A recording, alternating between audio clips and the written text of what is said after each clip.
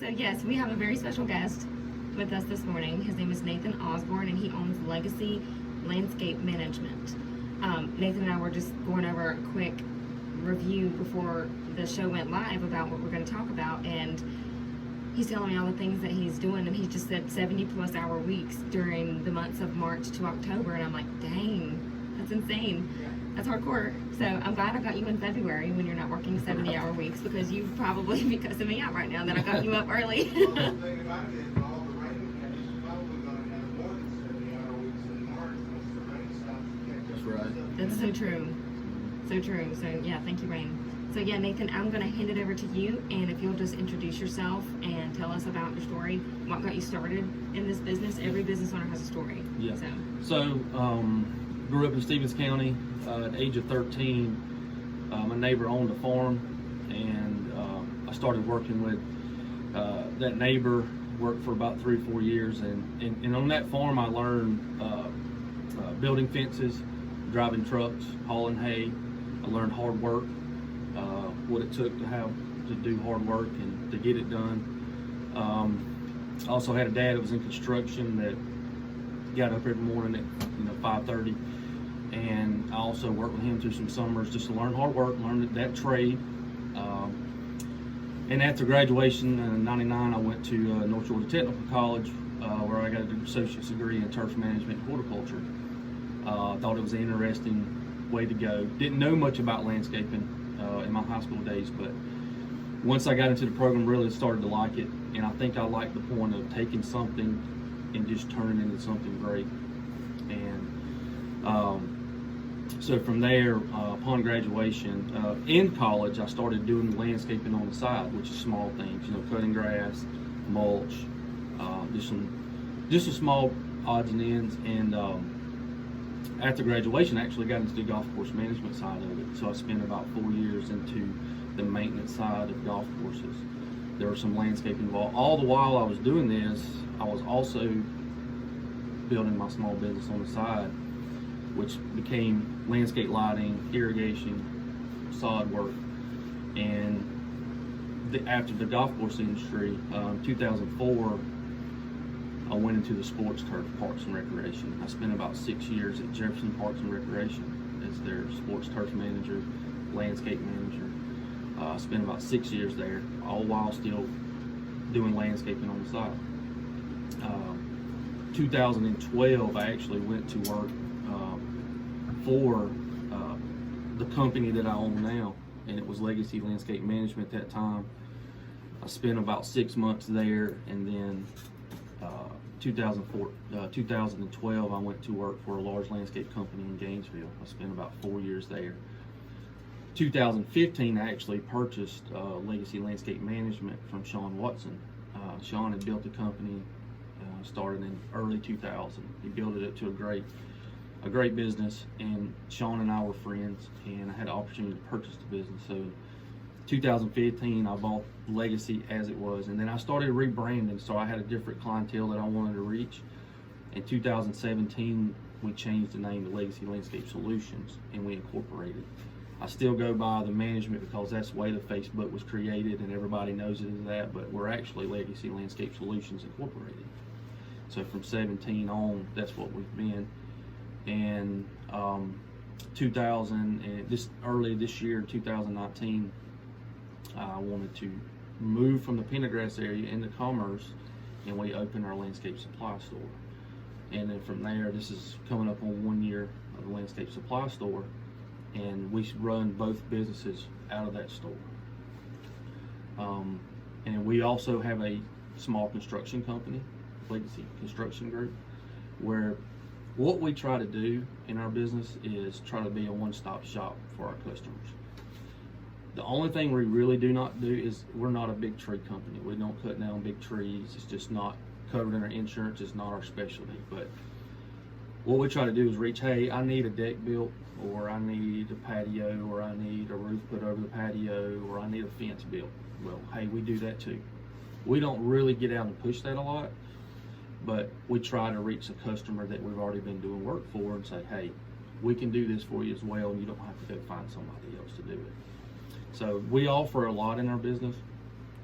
We do a lot of outdoor living areas, outdoor kitchens, patios, fireplaces, fire pits. And not only that, we sell a lot of material, homeowners kits at our store.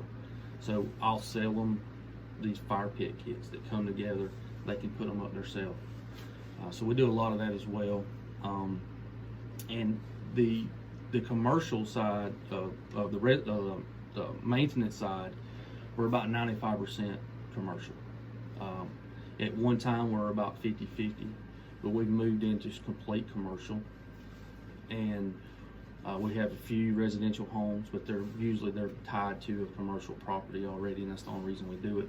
But on the installation side, we're probably 75% residential and do about 25% commercial. But it works well for us.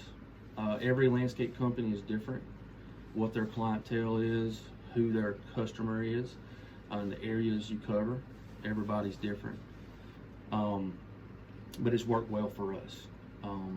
And one of the things that we struggle with, the two biggest problems I struggle with, first of all, is managing people.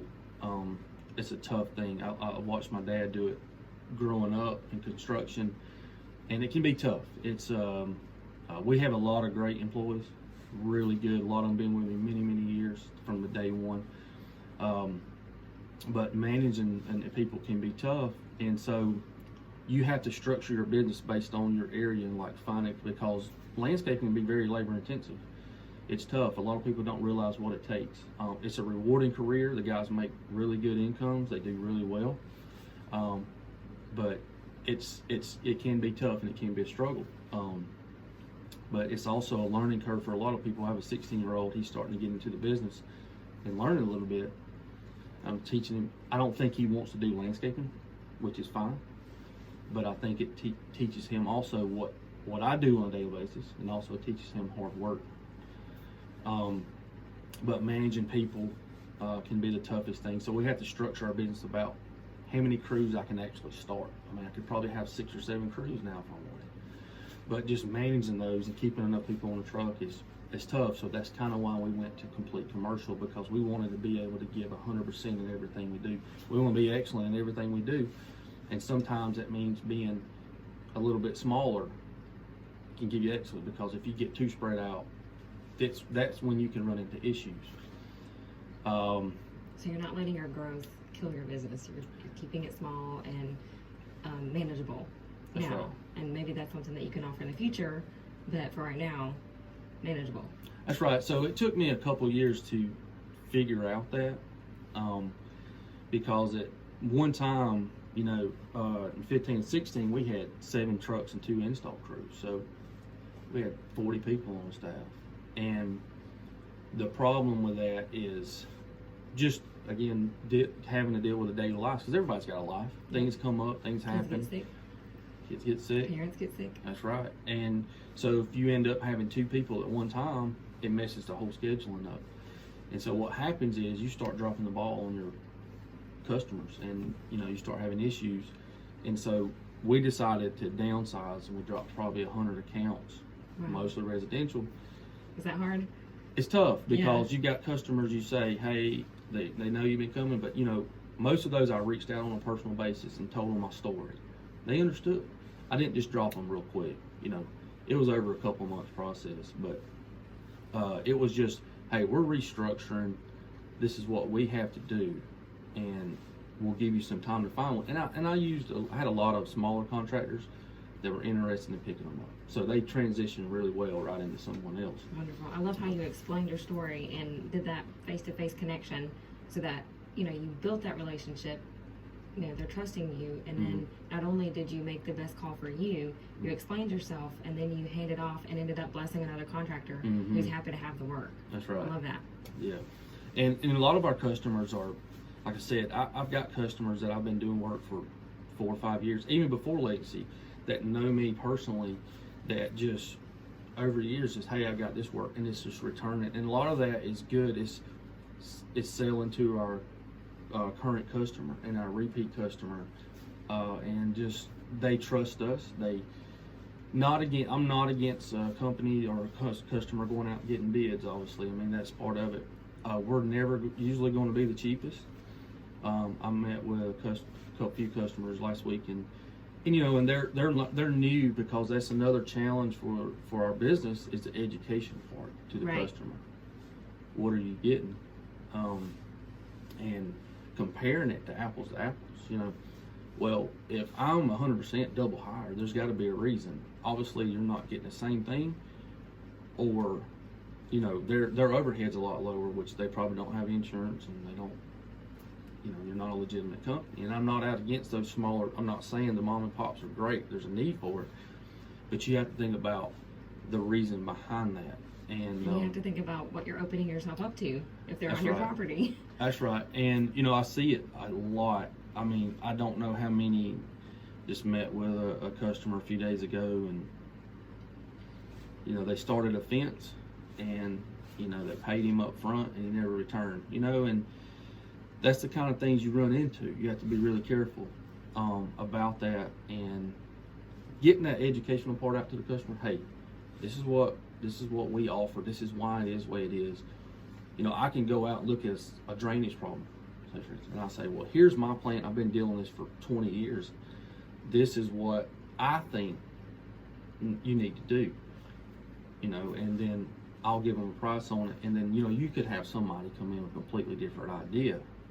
So comparing exactly what I'm doing compared to what someone else is doing, you have to look at the fact of, first of all, experience, what are customers saying about it, referrals, that type of things. So that's a challenge for us as well. And not that we're against someone getting other quotes against us, but just educating them what they're getting. Right, the And quality. And the Right. design. My question is, if someone reaches out to you, hey, I've been saving up for 15, 20 years, and we want this awesome back kitchen patio, living area. How does that happen? Do you go out there and give like a free estimate? Yeah. Like, does your design team go out there and then come back with a consultation and show them plans, and then they can say, I hate it or I love it? Mm-hmm. So usually what happens is, I try to be the face of the company at all times. It's tough to me to get everywhere. I do have some great managers. Eric Garrett's been with me for a long time, and he does the operations day to day, and he'll meet some customers, mostly on the maintenance side from time to time. I do have Cody Martin that works for me in the business development. He just came on, and he's learning that side of it. But typically what I'll do is I'll go out and have a face-to-face. I'll get some information off the phone, and we'll talk for a little bit, and then I'll set up a time to come meet. I'll get what they want. What are you looking for? What do you want to do with this area? What's your intentions for this area? Try to get some feel, because a lot of times the customer will give me, hey, I love these plants. It may not be something I'm necessarily thinking about, but I want to give them what they like. And then if it's not something I think will suit there, I'll give them a good reason why. But so we'll go in and get a takeoff, and so I do free consultations, free. Most of the time designs can be as free as well. It's just according. We also do CAD drawings. Those are typically not free because of the time involved, but I do pencil drawings and the scale. And that's usually what I go out and sell a job with. But yeah, I'll put a design together, get a proposal together, get a number, I'll send it to them, and then I usually go back out and meet with them, and we walk through the project. And then they'll say things they do like or don't like. I'll change those things. And then usually, and then we also do a full master plan. We may have a property that they want to landscape a whole acre of property. Well, we'll do a master plan, and it'll be a master plan of work, and we do it now and done it for customers. It'll be a 2-year process. Hey, we're going to do phase 1 now. It costs this amount of money. And then we'll do phase 2 when you're ready for it. And it'll all phase in. So what's your priority now? Let's go ahead and take that and knock that out. Get that taken care of. And then over a 2-year process, we do a lot of that.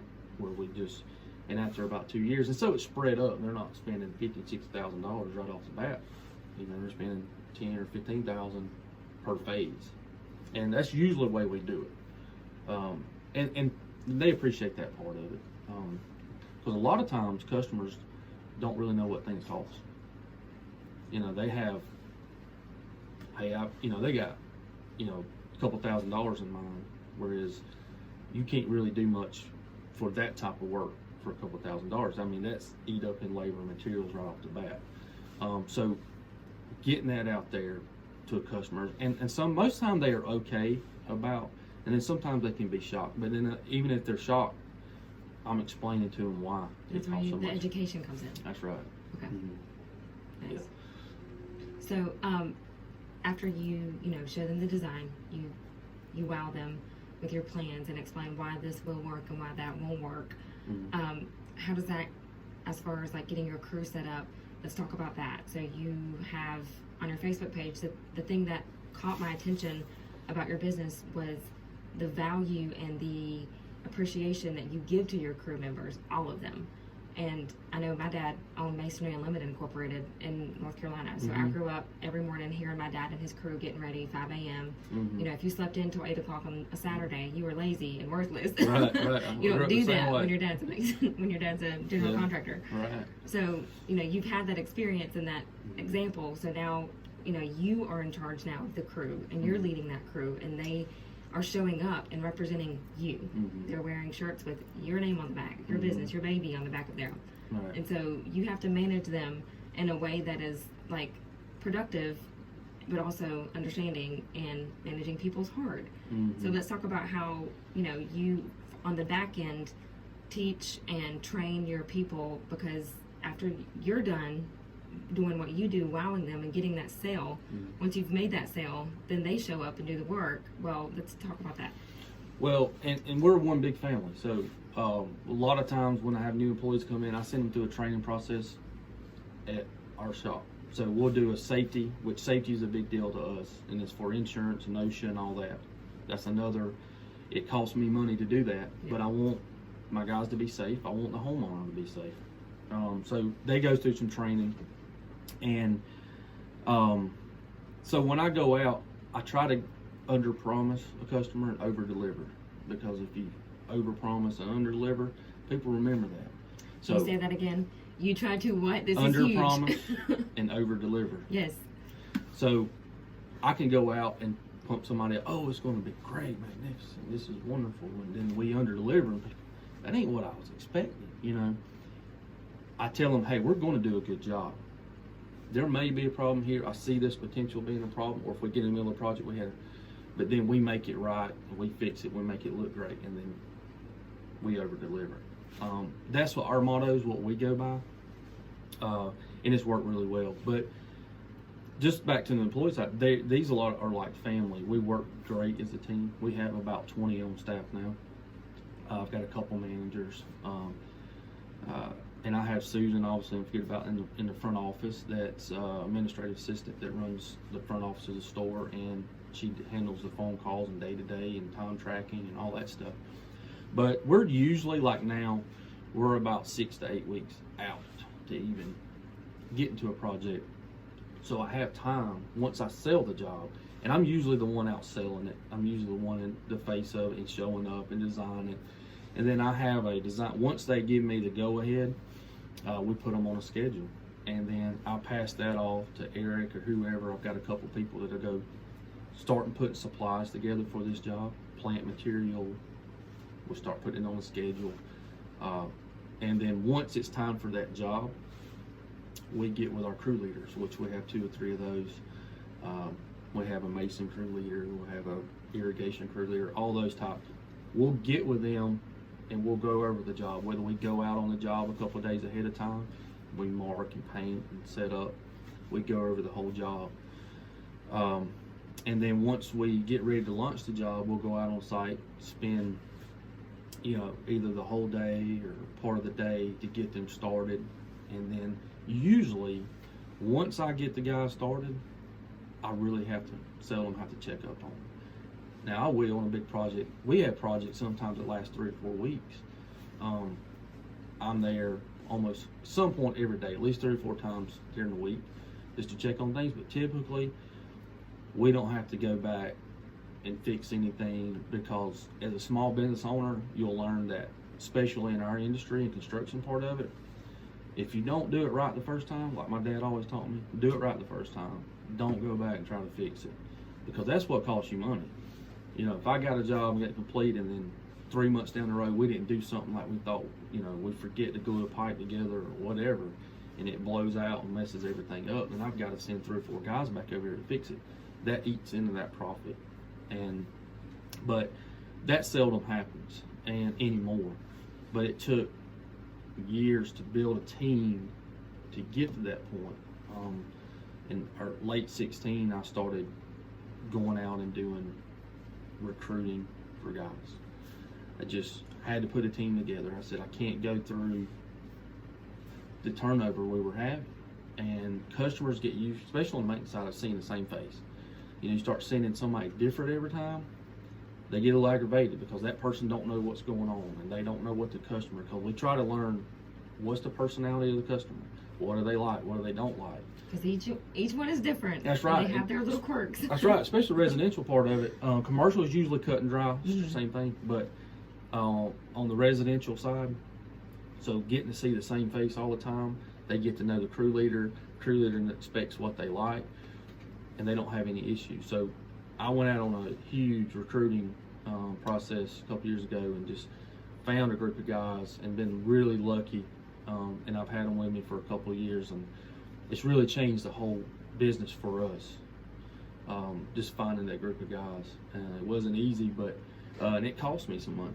But you've got to decide what you want to deal with, and we decided we weren't going to deal with what we were dealing with for so many years of just not either not showing up or just not the quality of work that we were looking for. So we had to make a change on that, and it's helped us a lot, tremendously. My dad, he would always complain because he had, working a masonry crew, you have a lot of men who are just out of jail and they need work. And Right. you gotta, if they're willing to work that day, you give them a job. Right. And Right. at the end of the week, they take their check and you may never see them again. Exactly right. And that was a constant in our area. And so, managing them became a frustration. He would pick up on clues pretty early because he's been doing this for about 30 years. He bought his first company truck the year I was born, so 88, so 32 years. Mm-hmm. So, he picked up pretty quickly on when someone was there to actually get the job done or there to get a paycheck. Right. And he was able to, not necessarily put all of his time and investment in them, but the people who were there that had, families to provide for or they had a house payment they had to make every single month. And you could tell that they have an investment in this job. So let's talk about, you said you did your recruitment. So we're about to take a break. So when we go back into the next segment, we will talk about that recruitment process and let's dig a little bit deeper about how that was beneficial to you now, because that is huge, and that is the biggest complaint I get from my friends who own businesses and who have crews is the turnaround. It's a nightmare. So we will be back after this commercial break. So we are back, and we went on a break real quick, and we were talking about the whole recruitment process and how important it is to invest in that time. Yes, it's challenging and frustrating at times, but the importance of investing in that so that you know that when you're not there, the people who are showing up and representing your business are going to show up and represent it correctly. So if you'll talk about that, Nathan. Yeah, so I tried to invest in as a business owner, if I'm not investing in my employees and the guys that get the work done for me, it's I'm going backwards. So for all of my guys, I try to do some type of leadership training with them, whether it's stuff that I've learned over the years or books to read, seminars to go to, whatever. I try to invest in them, and if I'm not growing them, I'm not getting anywhere. So, and then I try to give the guys, a stake in what the business is. So, a lot of time monetary value means a lot to them, but most of the time, just personal recognition means a lot. Hey, like I do the shout out on social media or online or whatever, just appreciating for what these people do. They're the backbone of the business. They really appreciate that. And they're working hard. That is not easy work, and it's day in, day out. very hard to find people willing to do that hard work also. Well, right now we're coming in at 7:30. They're working till 5. But once about April, May starts, I mean, we're coming in at 6 o'clock, and they're not getting home sometimes till 7:30, 8 o'clock at night. And that's day in, day out. And but we try to, over the winter months, and some of the things we're still busy there in the winter months. We do a lot of things that we do. It is a little bit low key what we're doing. So I usually take those winter months to do training, to kind of give them a break. We'll sit in the office and spend a few days on training to learn about things that we need to maybe work on for the summer months, and just kind of give them a break.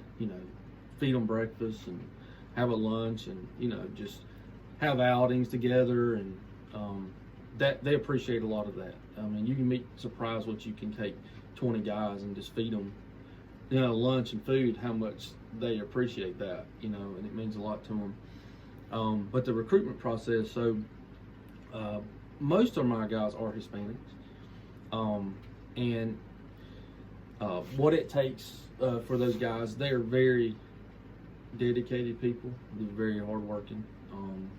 They love what they do. So over the years, I've built relationship with the community, with other businesses, and with the work I've done on the side. And what I started doing is the guys that I like, the guys that are really key employees, I started, giving little small recruitment bonuses and stuff like that. Hey, if you can bring a guy in and he can stay with us, for 6 months, and he's a good employee, you can get a $200 bonus, that really helped. And then what I try to do is, once those employees come in and start working with us, I try to be the best leader I can and surround them with the good, best people, and then they love what they do. Because you'll find too that a lot of people get aggravated really quickly. They don't usually leave a business, they leave who's running the business, most of the time. They probably like what they're doing, they just don't like who they're working for. So I try to surround them and be a positive influence as best as I can. It can get a little rough, summer months when and it's hot and it's long days. I don't get upset a lot, but I can. And but I try to be an encouragement best I can, try to understand maybe what they're going through, try to give them what they need. If they need a day off, I try to work around that. So once those employees come in, I try to present a great atmosphere, which I believe we have that over there, and they usually stay with us. Like I said, I haven't had hardly any turnover in the last 2 years. Very, very little. That is unheard of. It is, and I know the other part of it before that. I understand. I mean, in 1 year we only had like 20-something employees, but I had 92 W-2s. So there's a lot of people coming through. I had to fix that. I said, I'm not going to do this anymore, and it took some time, but it's paid off. And the key too is, you got to make sure you pay them what they're worth, and pay is a big thing. And taking care of them best you can, and give them a little flexibility and a lot less micromanaging. There's some times I have to micromanage, but the more you micromanage, I feel, this is me personally now, you put a lot of pressure on people. People don't really like that, but you have to somewhere give them trust until they just let you down, and until they do something that you just can't trust them anymore. And that's hard to give someone trust, especially when it's your business and your baby. Right. Yeah. But I agree that you have to assume that they have a brain in their head and that they're capable. Because if you don't, then you're basically calling them stupid. That's right. And they're going to know that. They're going to be like, oh, he thinks I'm an idiot and I don't know what I'm doing. Right. And then that's going to cause resentment, and then they're not going to want to show up, and they're not going to go above and beyond for you. So, you have to have a good balance between that, because you can be too lenient and then things get out of control. And you can be too micromanaging, too harsh, and things get out of control. So you have to find that balance, and it's a lot around. You got to learn the personalities of everybody that works with you. I'm a people reader. I've learned to read people's personalities, and so I take these guys and I see. I understand what he likes to do is family time, and certain things he likes to, or they like to do is their spare time, and I try to encourage them to do those things, or I try to, maybe this person don't like to joke as much as the other one, this one likes to cut up. So you have to learn those things and really get to know these, you know, your employees. And you know, if you've got a huge company, I know these places where, you know, they got hundreds and maybe thousands of employees, you can't really do that. But I think some of the managers that are broken up in those areas could do that. Absolutely. But that's what I do, and I try to learn them on a person. I mean, I try to learn their pets' names, their kids' names, you know, what they enjoy doing, you know, those type of things, and we connect that way. And I believe that it changes the whole atmosphere of the business. We get together as a family at that point. I love that. And then they're twice as willing to show up when you need them and to go above and beyond. They go above and versus beyond a stranger, every time. because you're not going to do much for a stranger, Mm-hmm. but you'll do anything for family. That's right. That's right. I love that. So let's transition a little bit and talk about how you can prepare for your slow season, how you can prepare for your busy season during your slow season. And I know you said even in your slow season, technically slow season, you're still busy. Mm-hmm. But like I'm in photography, so December is typically slow, although it hasn't been lately. You're right. I'm busy too. And then January and February, typically slow because it's cold out, Mm-hmm. although I'm booking weddings in January and February. Right. Yeah. So let's talk about, because you said March through October, you're slammed. That's our busiest time. Mm-hmm. Okay. Mid-March through end of October, early November, we're really covered up, and we're, you know, we usually stay 6 to 8 weeks out on projects. And then even the winter months, we stay busy. We stay a couple weeks out, even the winter months. But again, I go back to the winter months. We've been having a lot of rain lately, so we've been trying to get done what we can get done, and we can't break open a lot of projects right now because all the rain we've had. So I'll take those days to make sure the guys can get hours, so they got families to feed and they've got bills to pay, and you know, they can't sit at home for a week. So we take those days and we train on equipment. We learn about plants. We learn about leadership. We learn about serving the public. We go through scenarios. So that's the kind of thing we talk. We talk about issues. You know, Eric and I will get together and we'll talk about things that just didn't work out as far as the maintenance side for the summer, the issues we had, the recurring problems we had with equipment, recurring problems we had with trucks. Do we need another vehicle? Do we need another piece of equipment? So we use those winter months to plan. And it also kind of gives everybody a breather. They can work, you know, most of them keep 40 hours a week through the winter months. And that's kind of a break for them, really. Because like I said, once it really starts getting busy, it's nothing for guys to work 60-hour weeks, you know, in 6-7 weeks in a row. So it is kind of a slow time for us. It's a little bit more laid back, but there's a lot of training that gets involved with the winter months, and that's how we use those months to prepare for the busy time. Because there's not a lot of time to plan and do that when we really get busy. During my slow season, I also focus on feedback from my current customers so that I can use that to better myself during my next busy season. Do you want to talk about that? Yeah, so one of the things that we do is all through the year I'll reach out, and Eric will too, and I'll reach out, and even Susan, I'll have her to make some phone calls, but I'll reach out and have a conversation with some of our customers. Hey, you know, just going to tell you I was going to be in the area, I may just stop by, look at your property, because I've done a lot of design work and taking properties and flipped them, and I want to check and make sure, first of all, the maintenance guys are doing everything, because there's a lot of stuff in the winter we have to do on the maintenance side to get ready for spring so these plants can look their best. And I'll reach out to the customer and say, hey, I'm gonna be in the area and we'll stop by. A lot of times they love it. Hey, I'm gonna be here, can you come on by? I'd like to see you. We'll walk the property and talk. I'll get feedback. I want all kind of feedback, and I want them to be completely honest with me. I've had, you know, it's the nature of business. I've had customers that just send me a letter and say, look, we're dropping your services for whatever reason. We're going to go a different way. And I'll call them and say, hey, and they won't tell me the truth. They'll say, oh, we decided we didn't want to go with somebody else. Well, I want them to be completely honest. Hey, did we do something? Because I want to fix that, you know, because when you've got 200 or so accounts, obviously, and you know, we've got 200 install customers as well, so we've got a lot of customers that we do work for. every once in a while you're going to make an error, do something, or drop the ball on something. I want to be there to make sure it's fixed. So I want my customers to be completely 100% honest with me. And so just reaching out, we'll reach out, we'll send out email reviews, or we'll try to get reviews on our social media site or our website to let us know how we're doing. So that's very important to us as well. Have you noticed that people today seem less likely to give honest feedback? It's like they're not okay with confrontation or being honest. I do if see it's that. not, you know, rainbows and unicorns. That's right. So a lot of people just they'll have issues, and then it may be going on for some time. And for us, like, we have so many customers, we try to make sure we stay on. But occasionally, there might be an area of the landscaping that my guys are just completely forgetting, and it's not unintentionally, but they, the customer won't let us know about it, and then just get upset about it one day and just decide they want to drop us or do whatever.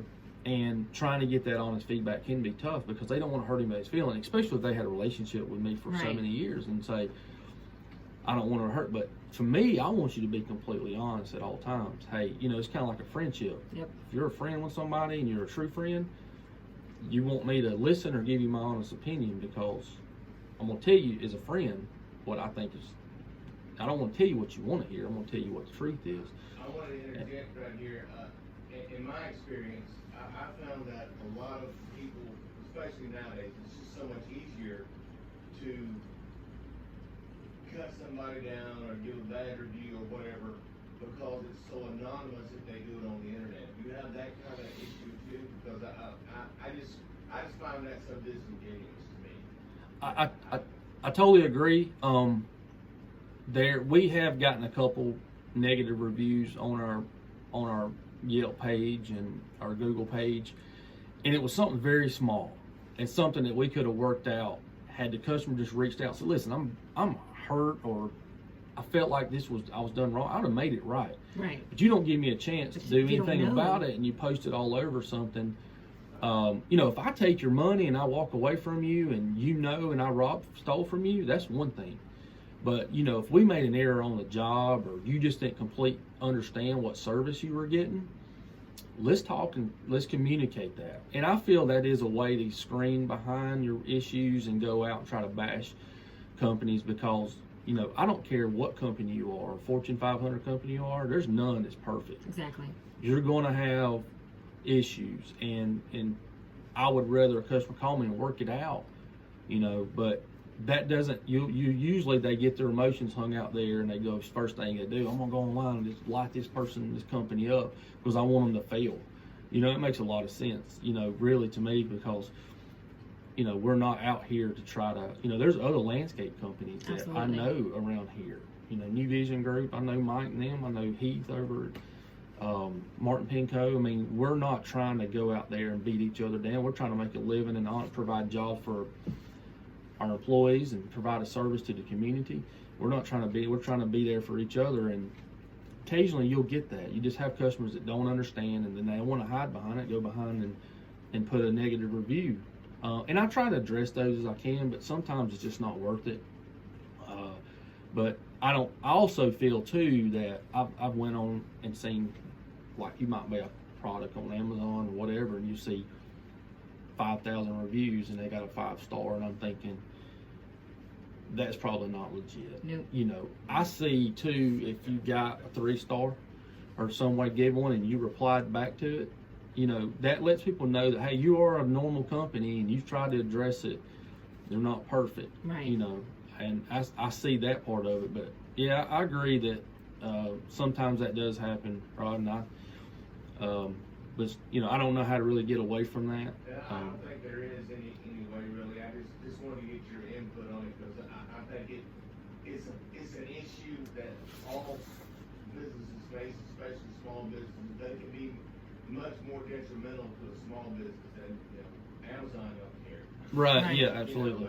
But a small business, it can really be We do. detrimental sometimes. And I just wondered if you had that issue. And speaking of issues, we have one. We've got to get some spots in it. So, guys, we'll take another quick break. We'll be back with more.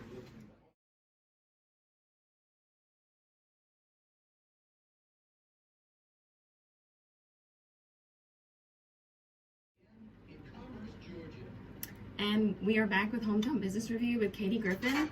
I have Nathan Ausborn in the studio today. He owns Legacy Landscape Management, and we are talking about basically everything. We've covered a lot of topics today, but I wanted to finish up the conversation about during your slow season, how you can prepare for your busy season. So I have a quick question for you, and then we'll talk about your supply store and your event that you have coming up. So do you use any sales tracking software, Nathan, to help with predictions and trend forecasting? Typically not. I mean, we still do the old-fashioned mail-in. We do the email, and then we'd do some mail flyers sometimes about giving us some feedback. The trend I see is kind of just being out and watching what's going on in the construction side of it and seeing what's coming to our area, you know, especially with all the industrial stuff. We're trying to get an idea of how we're going to, because I think that myself, my company, other companies, and everybody are going to benefit from these industries coming in, because whether it's the maintenance or somebody's got to take care of these places. Exactly. And, you know, we've got to figure out how we're going to handle that growth and if we want to pursue that or not. So planning for equipment and vehicles and employees, it's probably a little early, but it's there. It's in the back of our mind. But I don't really use any software to do any of that with. I just I kind of just manage it through what I see on social media, what's going on surrounding the construction market, and just use that as a way to determine which direction we may want to go or what we need to do. Awesome. Okay, thank you. So now let's talk about your supply store in Commerce. You said it's off 441. Yeah. So it's just past Pritchett Tire, across from Bulldog Chiropractor, 30265 US Highway 441. We were in Pendergrass for many years, and we wanted to move over to the Commerce area. I saw a need for a landscape supply store in bulk materials, and we found a property just below, just past Pritchett Tire. And we operate the store and our landscape company out of it. But we started about a year ago. March 28th will be, or somewhere around that time, will be our 1-year anniversary. But we have a lot of landscape supplies that we use on the landscaping part of our business, and we also sell to the public, landscape companies, all your bulk material, all your mulches, colored mulches, pine straw, wheat straw, number 4 gravel, 57 gravel, crush and run, rip wrap, flagstone treads, pavers, plants, vegetables. We're in the middle of building a greenhouse now that will we can have some stuff brought in early enough that we don't have to worry about a cold morning, taking some of that out. And there's some other areas that we're looking into, maybe getting into some irrigation supplies eventually, and possibly drainage supplies and small equipment, trimmers, blowers, stuff like that. But that's a little ways down the road. But we wanted to offer something. We're not trying to, like I said, not trying to compete with Home Depot or anybody, but we do offer a bulk materials that you can come and get a bulk material load in the back of your truck. And then we also have people that's been doing this for many years that have a lot of experience, can help you get what you need, and you don't spend a bunch of money on something you don't need. So that's the expertise we give as well with the supply store. You had mentioned on one of our breaks that you do the fire pit kits also. That those are very popular. They're very popular. So if you want to do it yourself, we have the fireplace kit that will come together. It comes on a pallet wrapped up, and it comes with the grate and the ring and all, and it takes about 30 minutes to put them together. They're pre-cut. You get your area leveled out, put whatever you want below it, and then you can put these fire pits together in about 30 minutes. So we have those in stock. We have different colors. We have the square ones. We have the round ones. We sell a lot of those, and a lot of people will come and get a little fire pit area. But it's easy to put together. Like I said, you can put them together. Anybody can put them together in a half hour. They're pre-cut and they're ready to go. Awesome.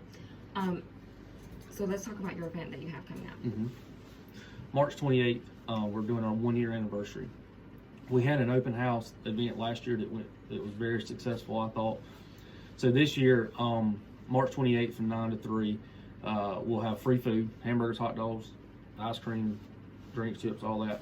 And then we're going to be raffling off a fire pit. I've given away a fire pit not long ago on our social media site, We raffled one off. We'll raffle off another one. You don't have to be present to win, but at least come in and grab you something to eat, drop your name in it. We're going to give away a free landscape AutoCAD drawing. We'll be giving away t-shirts.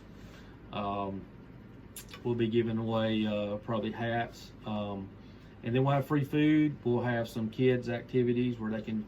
Last year we had a little container, a little flower pot, and they actually got to get some of the flowers in some potting soil and plant a flower and then paint it. They give it to their mom or dad or whoever, little project. So we'll have that going on. This is a fun day. It's from 9 to 3. You at least come grab you something to eat. If you haven't seen the place, just come by and check it out, see what we got.